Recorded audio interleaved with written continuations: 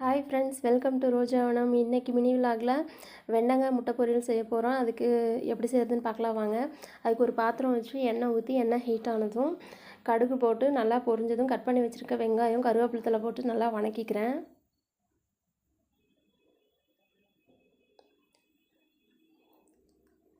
வெங்காயம் நல்லா வணங்கினதும் இப்போ கட் பண்ணி வச்சுருக்க வெண்டங்காயை போட்டு அந்த வலுவழுப்பு தன்மையெல்லாம் போகிற அளவுக்கு வணக்கிக்கிறேன். கொஞ்சமாக உப்பு சேர்த்து வணக்கிக்கிறேன்.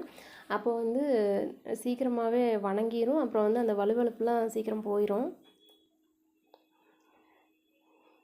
இப்போ நான் வீட்டிலையே அரைச்ச சாம்பார் தூள் நான் ஒரு ஸ்பூன் போட்டுக்கிட்டேன். உங்களுக்கு வேணும்னா வரமிளகாய் தூள் சேர்த்திக்குங்க, இல்லைன்னா சாம்பார் தூளே சேர்த்திக்குங்க, நல்லாயிருக்கும். இப்போ வெண்டங்காய் நல்லா வணங்கிருச்சு. இப்போ ஒரு முட்டை நான் உடச்சி ஊற்றிக்கிறேன்.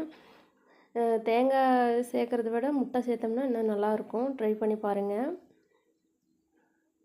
நான் வெண்டங்காய் கொஞ்சமாக இருக்கனால ஒரு முட்டை சேர்த்திக்கிறேன். நீங்கள் அதிகமாக இருந்துச்சுன்னா நீங்கள் நிறையா கூட சேர்த்திக்கோங்க.